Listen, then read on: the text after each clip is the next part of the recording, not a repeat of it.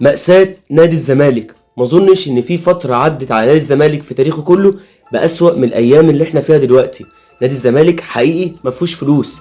نادي الزمالك كل يوم مشكلة، والمشاكل كلها سببها نفس السبب، هي ان نادي الزمالك حقيقي ما فيهوش فلوس. مشاكلك كل يوم بتزيد، وكل مشكلة أسوأ من اللي قبلها. عليك فلوس لمدربين، لأندية، لعيبة عندك وبتسيبك وبتمشي. اخرهم صلاح مصدق، ويا عالم مين اللي جاي.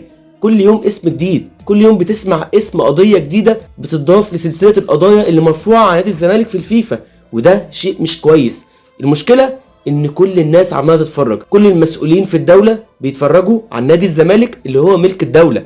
طب انتوا ساكتين لغاية امتى؟ وهتفضلوا ساكتين كده وبتتفرجوا على نادي الزمالك؟ انتوا عايزين نادي الزمالك يوصل لغاية فين؟ يقفل؟ ينتهي؟ يتلغي؟ ما يبقاش في نادي الزمالك تاني؟ قولوها صريحة وعرفونا. نادي الزمالك بيموت بالبطيء. اتقالت من فترة من عضو مجلس إدارة ان نادي الزمالك في الانعاش.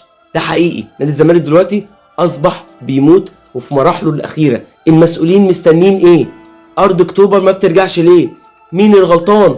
قولوا واتكلموا. كابتن هشام نصر طلع واتكلم وكل حاجة كانت بالاوراق، ليه محدش بيرد؟ حتى الرد اللي جه من وزير الرياضة رد ما يطمنش، بالعكس ده رد يخوف. انت عارف معنى ان انت تسحب مني الارض وتديني ارض غيرها ده بيوصل نادي الزمالك لفين؟ ده بيوصل نادي الزمالك لمشاكل اكبر. نادي الزمالك اخد فلوس من الارض القديمه اللي انت المفروض سحبتها. طب هرجع الفلوس ازاي؟ هبقى كمان مديون لشركات كانت بتدفع لي فلوس عشان تبني الارض بتاعتي. طب الارض الجديده الناس هتثق فيا اصلا ازاي؟ ما كل حاجه مش نافعه مع نادي الزمالك. اي مشروع نادي الزمالك بيدخله بيتسحب منه وبيتاخد منه والمشروع بيقف. لازم الدوله تتدخل. حرام، جمهور نادي الزمالك بيموت. جمهور نادي الزمالك نفسه مسدوده يسمع اي خبر عن نادي الزمالك. كفايه، انتوا عايزين ايه من نادي الزمالك؟ هو نادي الزمالك مش مرغوب فيه للدرجه دي؟ نادي الزمالك جماهيره بالملايين. اذا كان جمهور النادي الاهلي بالملايين وبيهم المسؤولين، لازم برضو نادي الزمالك وجمهوره يهتم بيه المسؤولين شويه. احنا مش قليلين، احنا كتير وكتير جدا، بس ليه زعلنا بيهون على الناس كلها؟ ليه ما حدش بيفكر فينا؟ ليه ما حدش بيدافع عننا؟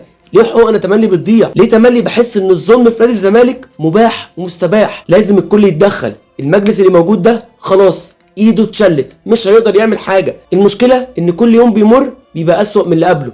يا رب بكره نسمع خبر يطمنا على اللي جاي، لان الواحد ما بقاش مطمن يسمع اي خبر جديد عن نادي الزمالك. الفتره اللي احنا فيها دي ملناش غير جمهور نادي الزمالك. انتوا الصوت وانتوا الدعم، وانتوا اللي صوتكم هيوصل للمسؤولين عشان يعرفوا قد ايه ان جمهور نادي الزمالك كبير وبيهمه قوي مصلحه نادي الزمالك.